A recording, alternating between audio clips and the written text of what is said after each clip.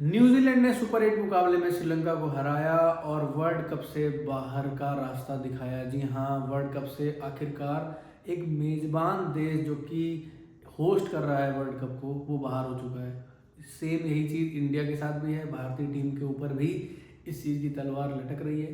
भारत और श्रीलंका इस world cup को होस्ट कर रहे हैं, जिसमें से श्रीलंका पहली टीम बनी जो इस वर्ल्ड कप से अब ऑफिशियली बाहर हो गई है। भारतीय टीम के ऊपर भी तलवार लटक रही है क्योंकि उनका सेमीफाइनल में पहुंचने का रास्ता भी काफ़ी मुश्किल है। बात करें आज के मुकाबले की, न्यूजीलैंड और श्रीलंका के बीच एक मुकाबला हुआ सुपर 8 का। दूसरा मुकाबला था न्यूजीलैंड के लिए भी और श्रीलंका के लिए भी। श्रीलंका ऑलरेडी एक मुकाबला अपना हार चुकी है। वहीं न्यूजीलैंड का पहला मुकाबला बारिश की वजह से बाधित हुआ, जिसमें 1 पॉइंट उनको मिला था। हालांकि आज उन्होंने रिकवरी की और एक मुकाबला जीता। बात करें अगर मुकाबले की, एक समय पे ऐसा था कि शुरुआती अगर हम फर्स्ट फेज़ की बात करते हैं लगभग 14-15 ओवर की, तो श्रीलंका ने शिकंजा कस लिया था, दबदबा बना लिया था और ऐसा लगा कि न्यूजीलैंड जो है वो लगभग 100-120 के बीच में ही ऑल आउट हो जाएगी और काफ़ी आसानी से श्रीलंका इस स्कोर को चेज करेगी और न्यूजीलैंड को बाहर करने में मतलब जो है अपना पूरा पोटेंशियल यूज़ करेगी। लेकिन न्यूजीलैंड ने बहुत शानदार वापसी की, चाहे उनके कप्तान मिचेल सेंटनर की पारी हो, इसके बाद उनकी गेंदबाजी भी हो, तो कहीं ना कहीं ओवरऑल पूरा बहुत अच्छा परफॉर्मेंस रहा न्यूजीलैंड की तरफ से। और यही जो था वो मार्जिन बना जिसके बीच के डिफरेंस को श्रीलंका कम नहीं कर पाया और इस मुकाबले को हारा और वर्ल्ड कप से ऑफिशियली जो है वो पहली टीम हो गई सुपर 8 में जो एलिमिनेट हुई है। जो 8 टीमें हैं सुपर 8 की, उसमें पहली टीम इंग्लैंड कल बनी, जिन्होंने पाकिस्तान को हराया और सेमीफाइनल में एंट्री की। और साथ ही साथ श्रीलंका आज पहली टीम बनी जो एलिमिनेट हुई है, जो बाहर हो गई है। बात करें मुकाबले की, 20 ओवर में 168 रन बनाए, 7 विकेट के नुकसान पर न्यूजीलैंड ने। अगर स्कोर की बात करें तो एक समय पर 75 पर 2 विकेट थे, इसके बाद 75 पर तीसरा विकेट गिरा, 84 पर 4, 84 पे 5, 84 पे 6, 84 पे 6 मतलब 120 के अंदर आप ऑल आउट हो सकते हैं। ओवर की बात करें 12 ओवर लगभग हो चुके थे, लेकिन इसके बाद शानदार बल्लेबाजी रही मिचेल सेंटनर की। 26 में 47 उन्होंने बनाए, कप्तानी पारी खेली, 4 छक्के 2 चौके लगाए। और मैकॉन्ची ने भी शानदार बल्लेबाजी की, 23 गेंदों में 31 रन बनाए, 2 छक्के लगाए, 3 चौके लगाए। इसकी वजह से जो है न्यूजीलैंड पहुंची 168 पे। वहाँ से कहीं ना कहीं हम कहेंगे एक फाइटिंग टोटल उन्होंने बना लिया था, विनिंग टोटल बना लिया था, क्योंकि जिस तरह से पहली पारी में श्रीलंका ने गेंदबाजी की, स्पिन बहुत अच्छी हो रही थी, पिच पर गेंद हल्का सा रुक के आ रही थी। इसी वजह से बहुत सारे न्यूजीलैंड बल्लेबाजों को दिक्कत हुई। न्यूजीलैंड के बल्लेबाजों ने काफ़ी मुश्किलों का सामना किया और अपने विकेट गंवाए।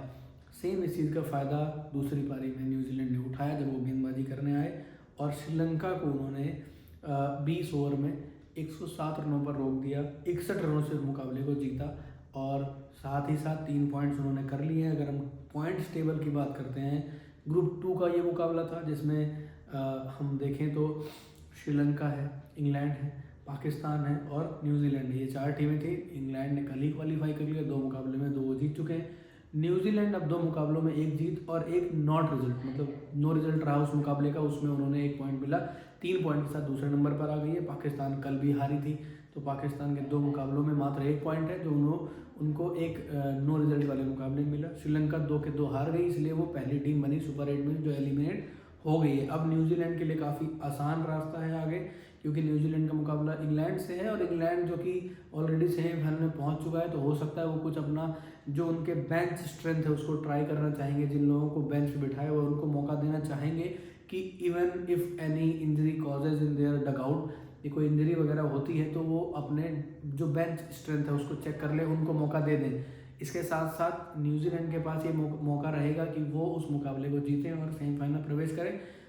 पाकिस्तान और श्रीलंका का एक मुकाबला बाकी है, जिसमें पाकिस्तान अगर मुकाबला जीतता है और न्यूजीलैंड अगर मुकाबला हारता है अगला इंग्लैंड के खिलाफ, तो पाकिस्तान के लिए मौका बना रहेगा। हालांकि श्रीलंका का ये आखिरी मुकाबला है। श्रीलंका अगर हम बात करें पहले मुकाबलों की, तो उसमें उन्होंने आयरलैंड को हराया, ओमान को हराया, ऑस्ट्रेलिया को हराया। अच्छी मतलब टीम स्पिरिट से उन्होंने वहाँ पे खेल दिखाया और वो दिखाया कि वो इस बार सुपर 8 में जाएंगे, सेमीफाइनल्स में भी जा सकते हैं, होम कंडीशंस का फ़ायदा उठा सकते हैं। लेकिन सुपर 8 में जैसे टीम इंडिया बिल्कुल फ्लॉप होती नजर आई, सेम ऐसा ही सिनारियो मेज़बान श्रीलंका का भी रहा। तो दोनों मेज़बान कहीं ना कहीं एक जैसी ही गेम स्पिरिट और गेम परफॉर्मेंस को दिखाते हुए फ्लॉप रहे हैं। हालांकि भारत अभी एक ही मुकाबला हारा है, लेकिन श्रीलंका सुपर 8 के 2 मुकाबले हारकर एलिमिनेट हो चुका है, बाहर हो चुका है।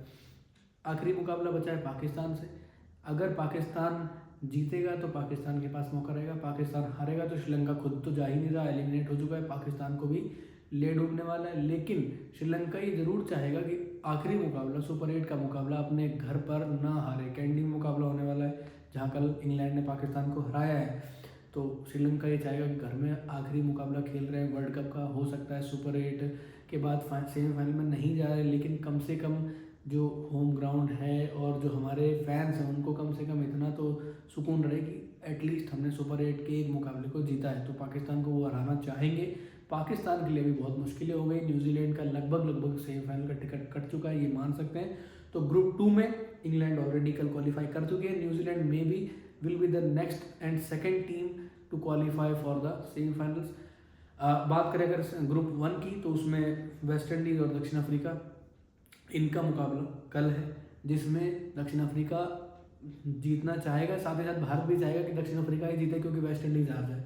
और अगर वेस्ट इंडीज़ हारेगा, भारत वेस्ट इंडीज़ को भारत भी हरा देगा 1 मार्च को, तो वेस्ट इंडीज़ बाहर और भारत के सेमीफाइनल में पहुंचने के रास्ते तब खुल सकते हैं। कल भारत का मुकाबला भी है जिम्बाब्वे के साथ, जो भारत चाहेगा जीते और एक अच्छे मार्जिन जीते, ताकि जो नेट रन रेट का जो डिफरेंस है, जो माइनस जो negative net run rate Bharat का है, उसको भारत क्या करे, कवर करे और उससे पॉजिटिव अप्रोच की तरफ बढ़े, पॉजिटिव नेट रन रेट की तरफ बढ़े, जिससे भारत को आगे आने वाले वेस्ट इंडीज़ के खिलाफ आने वाले मुकाबले में फ़ायदा हो और भारत जो है वो अपनी सेमीफाइनल की टिकट पक्की करे। आपको क्या लगता है? ग्रुप 2 से अगर हम बात करें तो न्यूजीलैंड जो है वो क्या न्यूजीलैंड ही दूसरी टीम बनेगी इंग्लैंड के बाद सेमीफाइनल में क्वालिफाई करने वाली? और कल के जो 2 मुकाबले हैं जिसमें दक्षिण अफ्रीका और वेस्ट इंडीज़ का मुकाबला है, उसमें कौन जीतेगा? और भारत और जिम्बाब्वे, जिसमें हम तो ये चाहते हैं भारत जीतेगा, तो भारत कितने अंदर जीतेगा और क्या अपने नेगेटिव रेट को पॉजिटिव अप्रोच की तरफ लेके जा सकता है? कमेंट करके बताएं, वीडियो को लाइक करें, शेयर करें, चैनल को सब्सक्राइब करना ना भूलें। धन्यवाद।